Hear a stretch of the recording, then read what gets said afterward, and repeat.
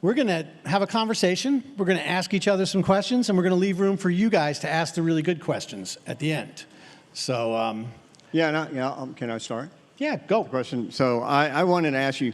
We learned a lot about you and your bit about your writing career and trajectory. And I'm wondering, what did you do before you were a writer? And when you became one, why did you start focusing on criminal justice and race? Yeah, okay. That's a great question. I'll tell you a story that is, I think, can answer this. I always wanted to be a writer since I was a little kid. I really loved reading, and I just loved storytelling. I went to the University of South Florida, studied English there, and after college, I moved to New York and got a job in publishing, and they moved me into the photography department, like, within a month. And so I was doing photo editing. And then after that, I became a photographer for the next 20-something years of my life. I was a guy who wanted to write, but I had to pay my bills, and I had a job, and I became a photographer, believe it or not, a fashion photographer. I mean, so yeah, I was shooting for these international editions of Vogue and Harper's Bazaar, and I never really liked fashion. I didn't really love it. And so I was always... We can tell. Yeah, you can tell. I didn't fit in. And so I was looking for a way to get back into writing, and I started to do some freelance writing. And through my publishing connections, I had a publisher who said, you know what, we're going to hire you to do a coffee table book. And we want you to take the photos of antique golf clubs and golf equipment.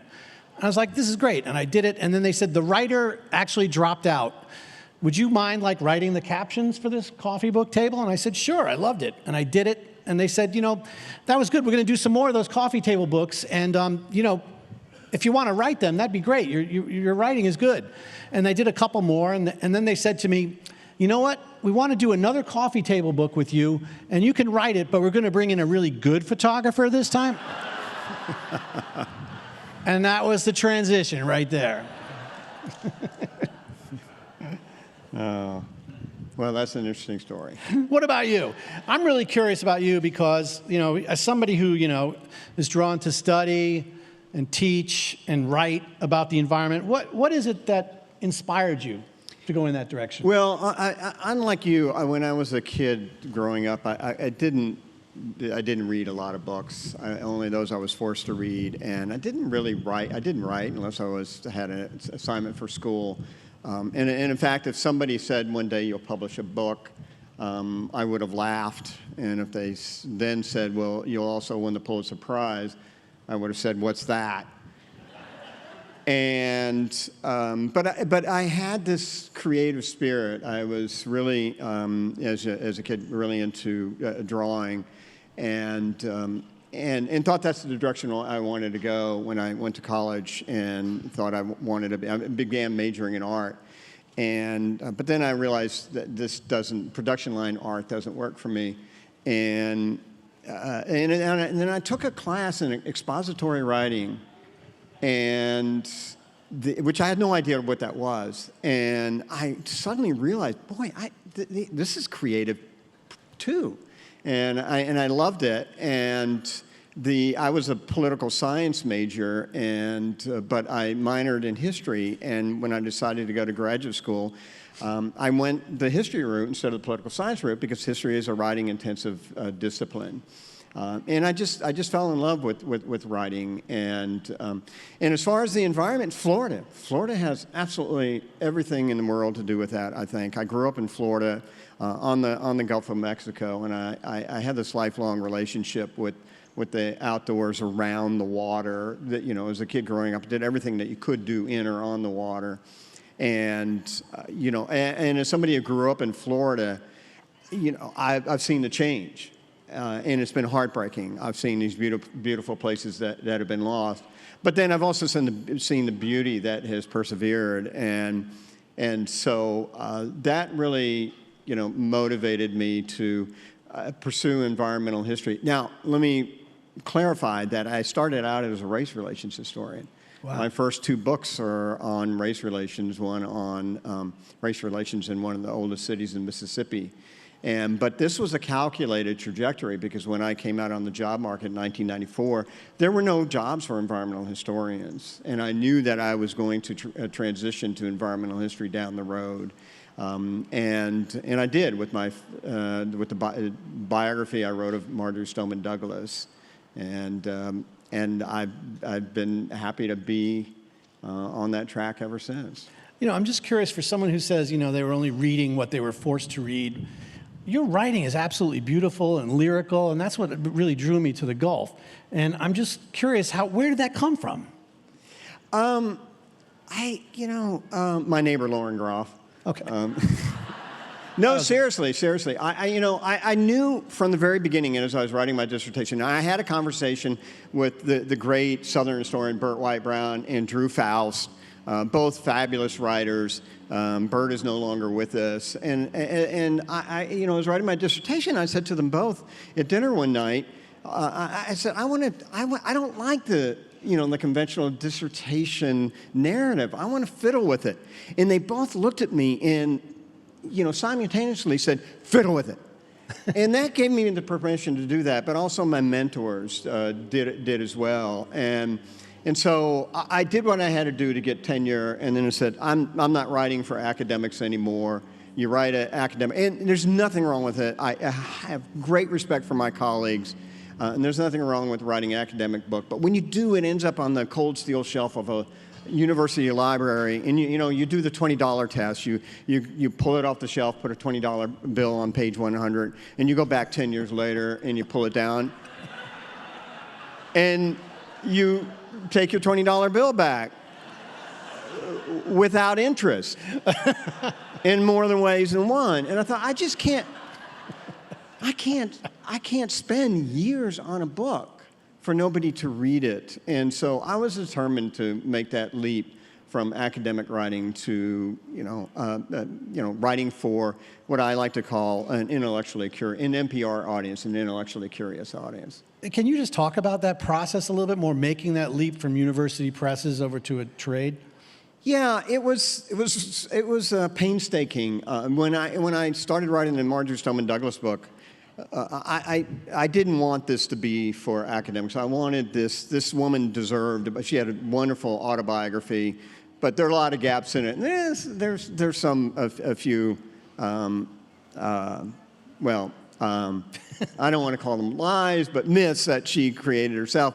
And this fascinating woman, she had just died after I finished my book on Natchez, Mississippi, and I so here's an opportunity to write a dual biography of a woman who I have tremendous respect for. I read River of Grass lying on my back, camping out in the Everglades, and in this place that we all dearly love, I think. And so I said, this has got to be for a trade press. And so I just went on the internet and got a list of agents who worked with environmental writers, and I queried with 25 of them, and one responded.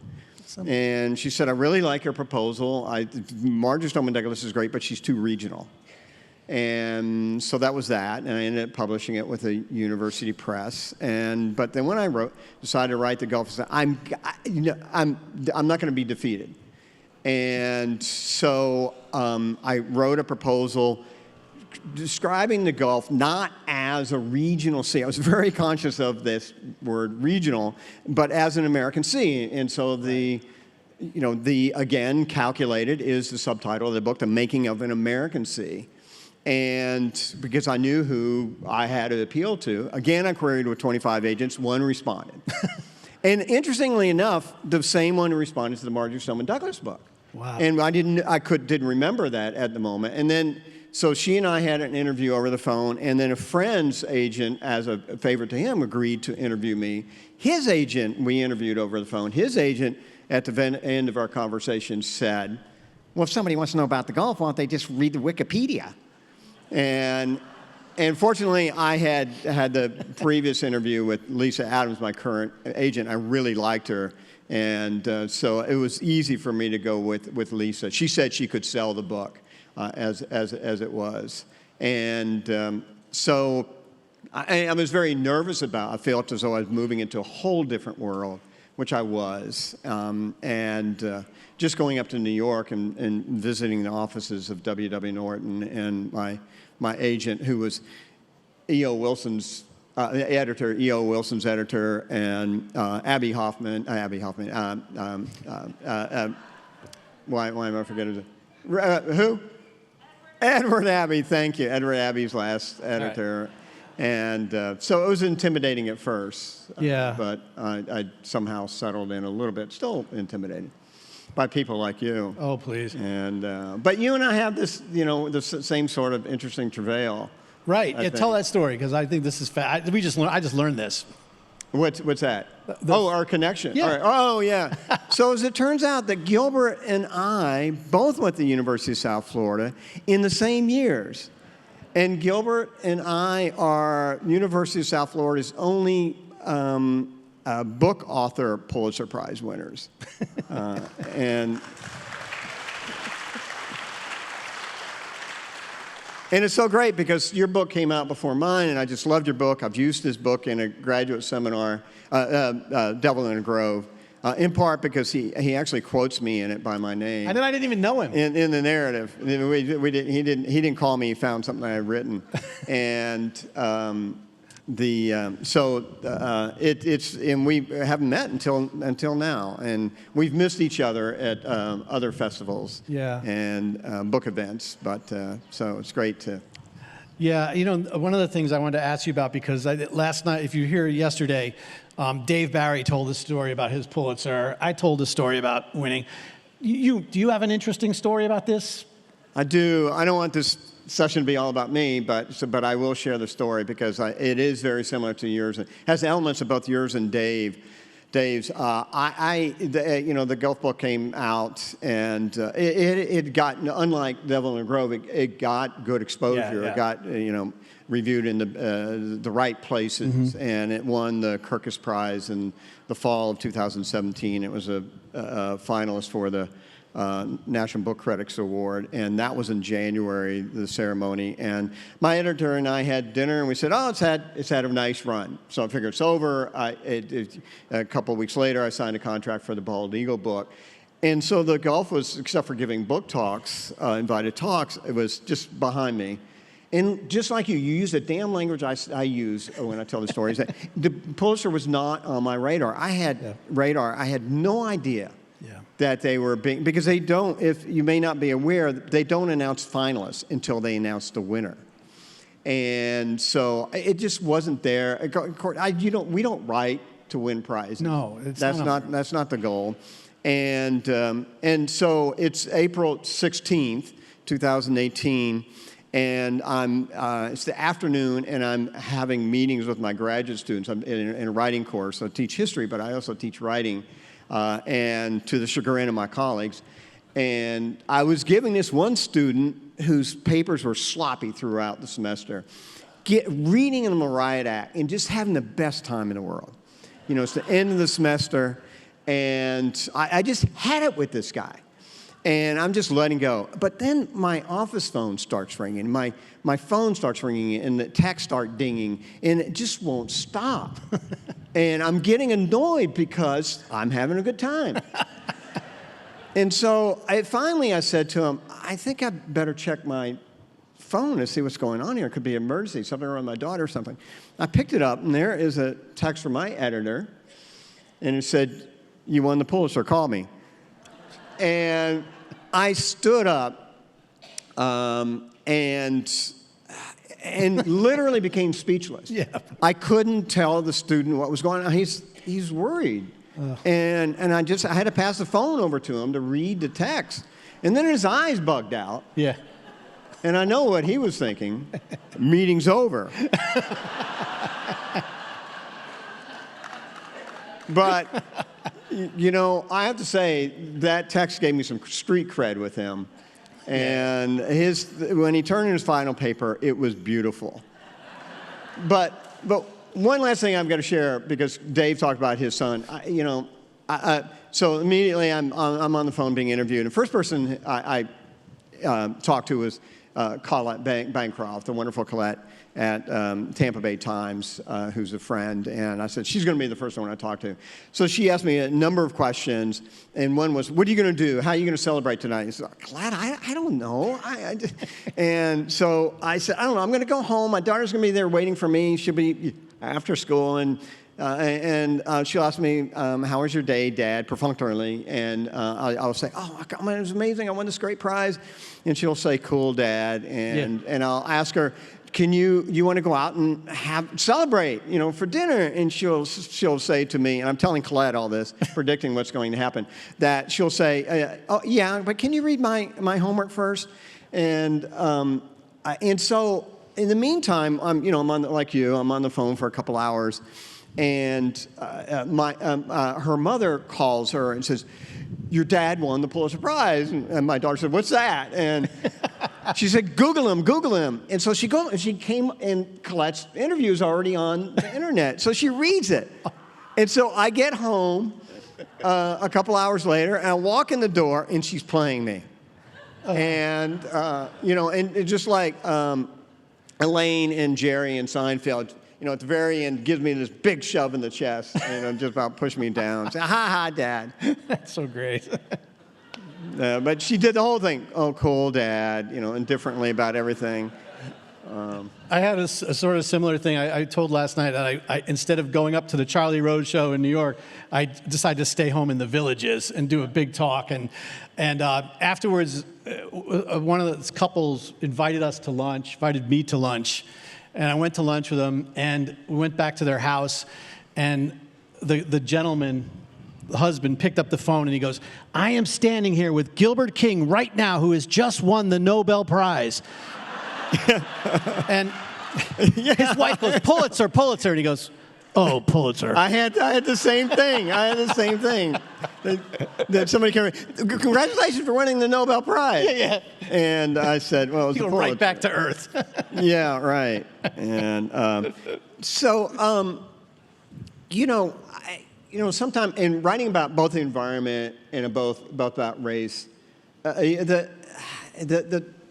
your narrative can take on this dystopian tone, if you will.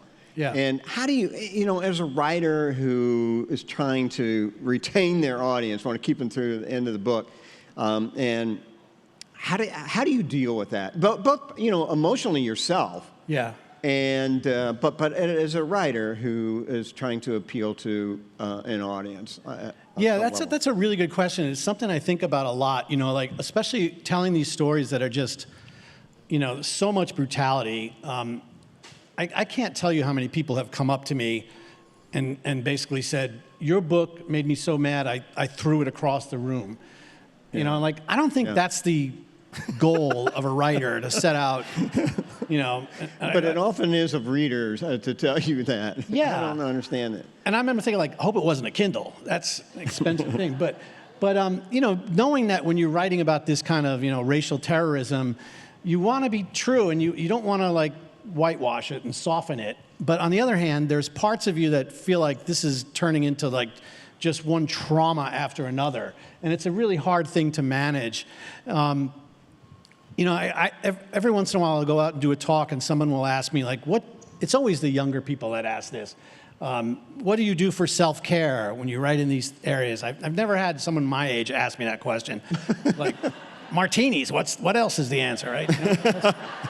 Tequila. But the more it comes up, the more I start thinking about it, and yeah, this is a real question. And I remember I was moderating a panel with Isabel Wilkerson on it, and I remember thinking, all right, I'm going to ask her this question and just see what her answer is. And I asked her, and her answer is just something I've sort of stolen, adapted. It's just a beautiful answer. And she said her self-care was the honor of telling these stories and the responsibility of telling the stories of people who didn't have a voice, who didn't have a platform, and how serious you take that. And I remember, with Devil in the Grove specifically, I remember thinking, these young black lawyers who were just so idealistic, they did everything right, all they wanted to do was practice law, and they're practicing law according to the US Constitution, and there's people who want to kill them, and they're chasing them out. And I just thought, these guys need to be honored. their stories need to be told. Thurgood Marshall is known, but there's other people like Harry T. Moore and Franklin Williams who are, putting their lives on the line with these stories. And I felt like I have this responsibility and this platform to sort of relay their stories to the world because they need to be told and heard. And I think that's the way I deal with it now when I think about it. Yeah, no, that's really great. What is your writing process? I think generally all the projects that I've worked on have taken about 5 years.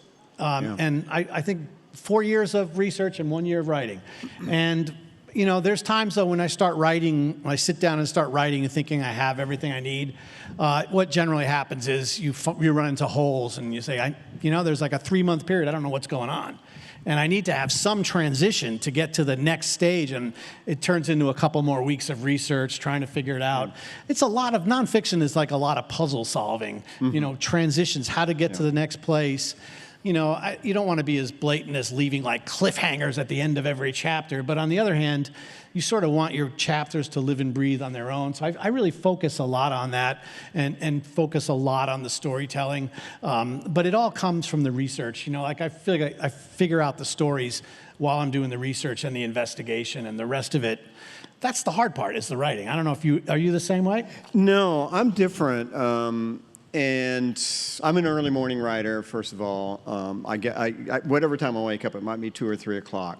And I'll get up and I'll write for a couple hours, and I'll go back to bed for a couple hours, and I'll get up again. I have 2 mornings in one day of writing.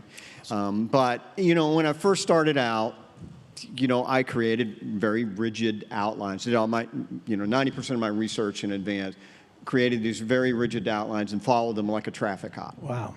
But that started changing with the Marjorie Stoneman Douglas book, and it was sort of I was making a transition to a new way of doing it. And the way I'm doing it now, the way I did it with the golf and the bald eagle, and doing it with the book I'm working on now, is that I have just, I do enough research to write a book proposal and to create a chapter description, but in no way do I commit myself to sticking to it. And so I focus on one chapter at a time. I don't do 95% or 90% of my research in advance. I research as I'm writing the chapter, and I'll have Post-its on my file cabinet next to me that are essentially my outline that I can shift around or toss in the garbage can or whatever. I like the element of surprise. I like to get up in the morning, have a general idea where I'm going. I know where I left off, and so I should start heading in this direction. But I leave myself open to the possibility of discovering something new, something that'll send me. So what I'm saying is I like the narrative to emerge organically. Oh, yeah. And I want history to show me how it wants to be written, and to show me the syntax, to show me the twists and turns, and I just find that really stimulating, especially when I come across something totally unexpected, and then I just hope that it gets me where I want to be at the end, and so that's essentially my process. Who are your models? I mean, who do you look to? We all have those moments when the words just aren't flowing, and you've got to go to your bookshelf and pull somebody down or whatever. Who I have a couple. I have this one little thing. It's like an OCD thing, but before I start writing a new book, I read All the King's Men by Robert Penn Warren. Oh, wow. Yeah. Because I feel like I should read something that I'll never have the talent to write myself. Just something that I just know is unreachable. And just to have that in the back of my mind, it just reminds me of your place in the universe, I think. That book is just phenomenal. The language, he's a poet, and also the narrative. I read that. Another thing I really read a lot of is, maybe some of you have probably heard of them. Martin Dykman. I like to mention Martin Dykman, who was a great reporter in the 60s and 70s and 80s. He's got like a photographic memory. And so there were times when I was writing stuff about the 50s and 60s, and I would just call up Martin And he would just start answering my questions. I'm like, where, do you have files in front of you? Like, where are you getting it? He goes, no, I just remember it all. So he's been a great resource, always inspirational because he was living it. And the times I'm writing, he knew everybody. Gary Mormino, another one, historian out of Tampa, Ray Arsenault. I just feel like I go back to those guys and just realize this is how history's written. And so they have always inspired me. Yeah, yeah. How about you? Well, it changes a lot. It often has to do with who I might be reading at that very moment. And it wasn't just too long ago that I discovered Dennis Johnson. I just immersed myself in his. I love reading fiction writers, and I just immersed myself in his fiction. I love to study their language. Their turns of phrase, the words they use. In all seriousness, Lauren Groffman. Lauren's my neighbor. I've known Lauren just about since she's been here. And she, and I love her short fiction in the New York. I love anything in New York. It's been an important model for me. And I look for words that are really cool. And I was reading, Lauren wrote this wonderful story, quote unquote story, fiction of our neighborhood, the Duck Pond in Gainesville. And I would say only about 10% of it's fiction. And in the first paragraph, she uses the word gamble, G-A-M-B-O-L. I once told a young reporter this, and she quoted me as G-A-M-B-L-E. Like, I fell in love with this word, gamble. And so I immediately emailed my friend Cynthia Barnett, the writer, who's my writing partner. She reads everything, and I write in draft, and I read everything. She writes in draft. And I said, Cynthia, what you got? She was writing a book at the time, and I was writing a book. I was writing The Gulf. She was writing The Rain. And I said, we got to get this word in our books. That's my challenge to you. And so I found a place in the prologue for Gamble. It's just little things like that. But it can be, Tommy Orange. When I read there, I said, oh my God, there's just Elizabeth Gilbert. Her book, Signature of All Things. The way she writes about moss is a real model for an environmental writer. It's just stunning, but also the nature itself is a model. I can't write a place without visiting it, without absorbing it, and bringing it into my body, if you will, to feel it. Because I can tell this from your writing. You want your reader to see, hear, smell, feel in their bodies what you're writing, and that's what when I visit these natural places, that's what they do for me. Yeah. I'd spend my summers in New Hampshire, and I was writing the part in the book, the Gulf book, about the Louisiana coastal marshes. I'm far removed from it, and I would get my kayak, and I'd paddle to the end of the lake where we had all this marshland, and I'd observe the stick-legged wading birds, and they were inspiring to me, even though I wasn't, as I was writing about, something similar in Louisiana. And it's one of my, the opening of that description of Louisiana marshland, opening of one of the chapters, is one of my favorite passages. Wow.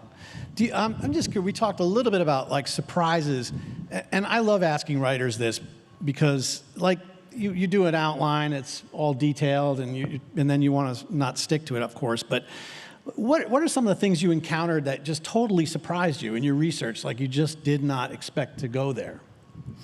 Well, often it's people I come across, and let me give you an example.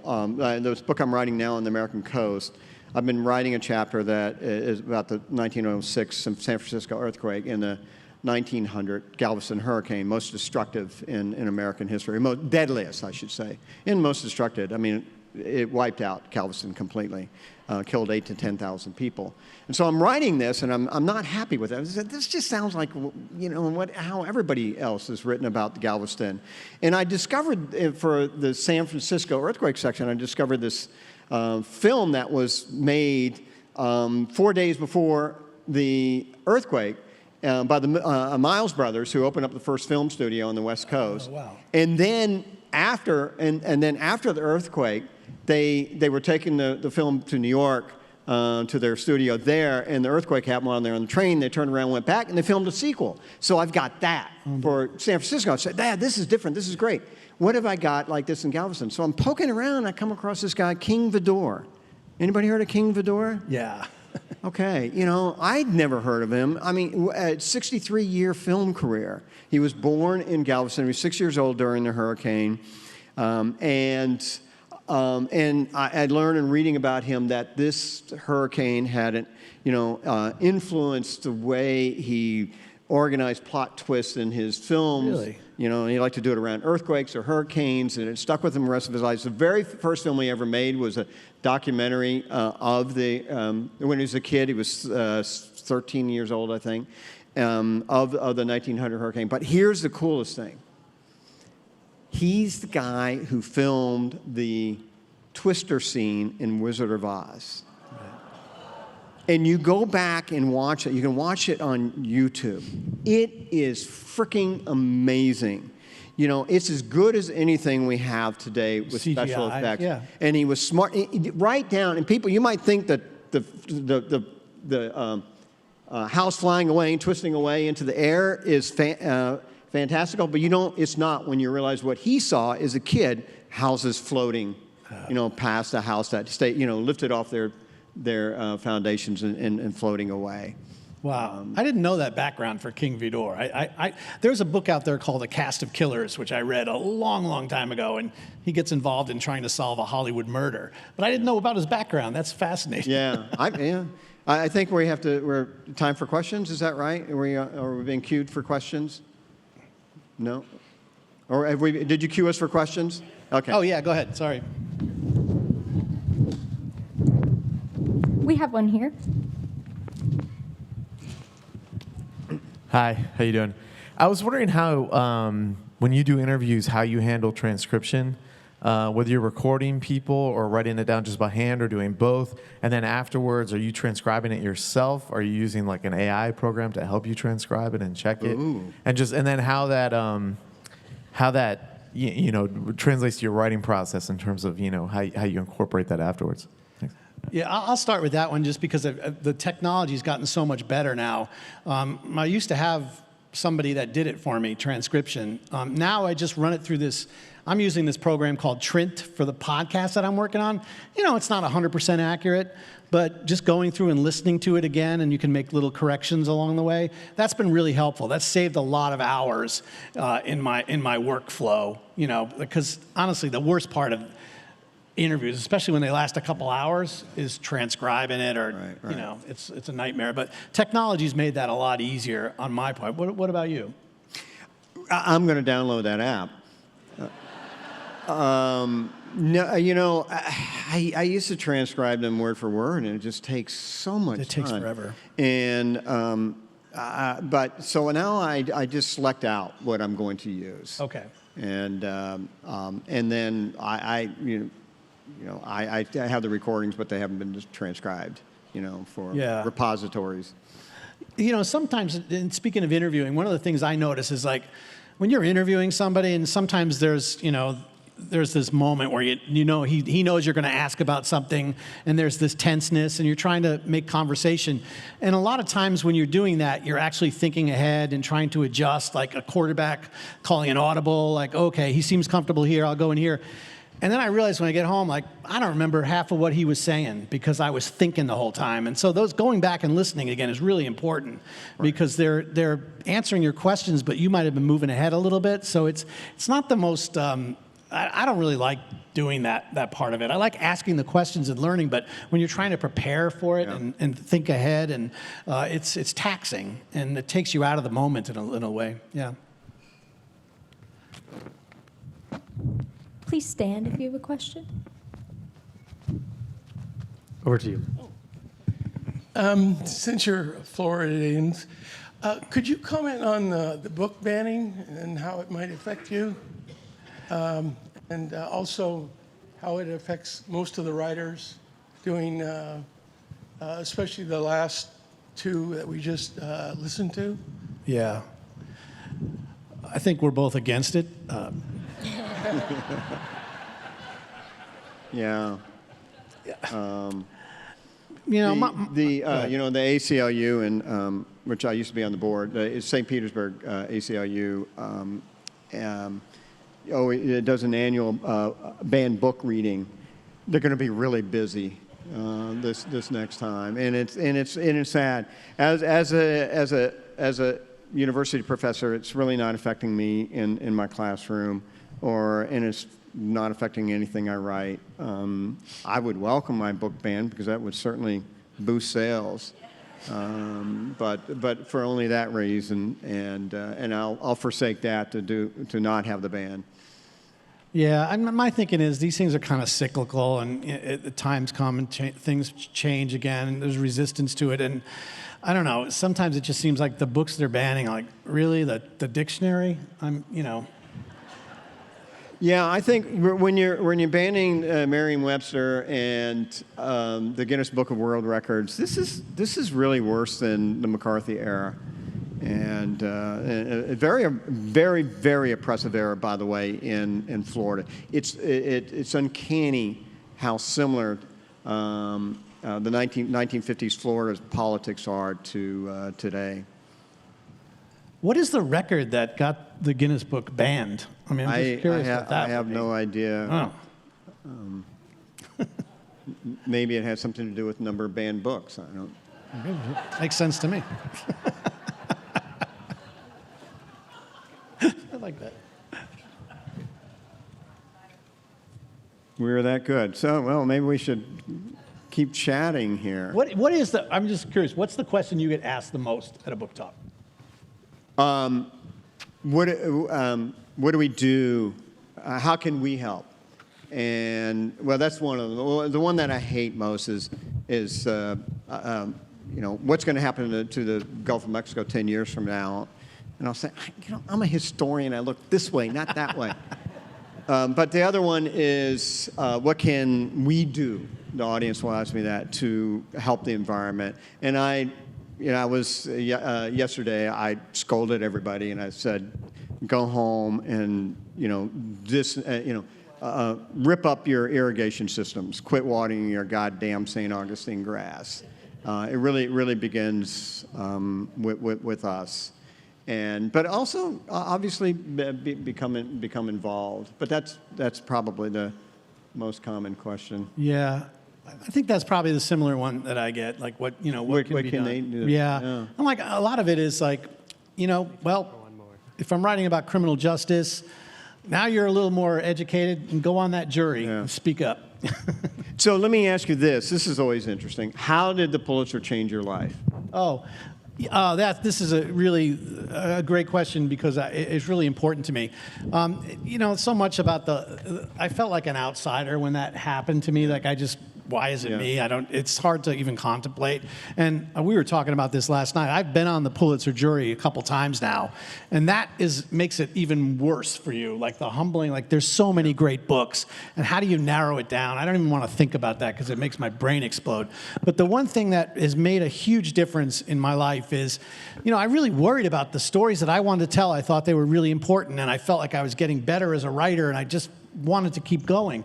And without that prize, I don't know if I would have gotten the opportunity. So it's given me the opportunity to keep doing the kind of stories set in Florida around race, criminal justice, and it gives me that platform to keep doing the stories that I love. So in that respect, it's just been invaluable. Yeah. How about you?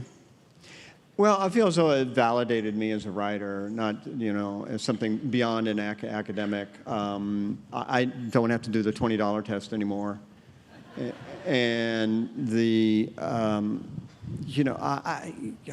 was sort of we were talking about this last night. It was like this outer body experience. Yeah. Like you're living somebody else's life. Yeah. Is this really happening? I mean, it's wonderful, but is this really happening to me?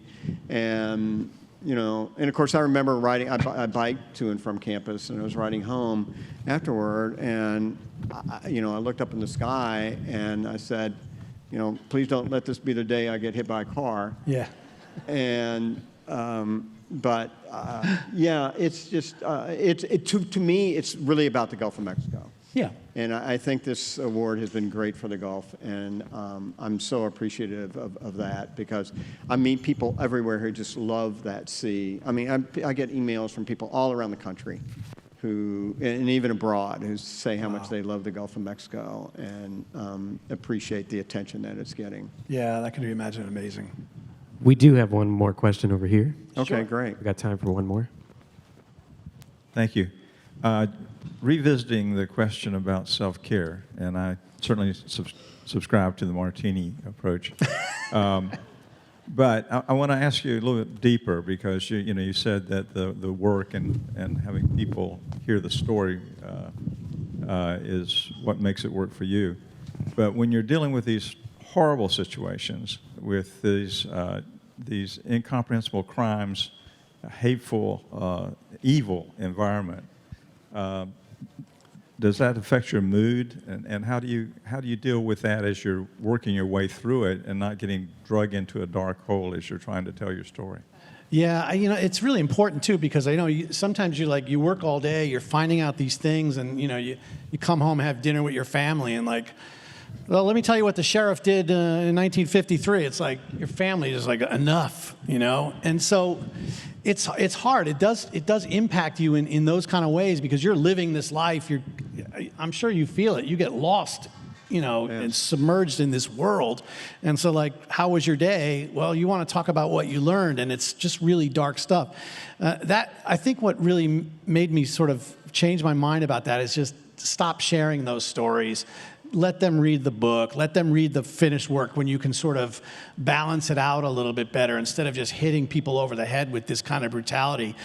Sometimes I think about this, because if you allow it to affect you so much, you're probably not going to be able to concentrate on doing what your job is, which is to tell the story in a way that moves people. And I just remember just a lot of times just, having gone through all this stuff and thinking to myself, what, if I was going to have heart surgery, I'm not sure I'd want the person doing my surgery to be leaning over me and just telling me how much they love people and this is a very dangerous operation, but I think I just want someone who gets the job done and goes in there, doesn't get emotional about replacing a valve in my heart or whatever he's going to do. And so there's that distance that I think even as writers can do, is just sort of, I'm just the middleman in this. I'm gathering all this information and I'm delivering it to people so that they can be affected by it emotionally. And it sort of creates a little bit of distance that I think is really necessary in telling some of these stories.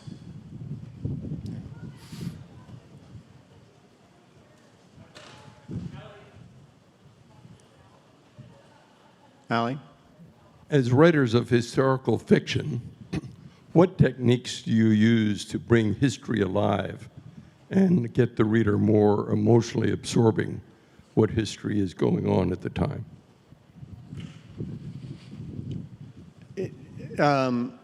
Character. You find those human subjects that become characters that you can build a narrative around, and that's what I do in the Gulf of Mexico book.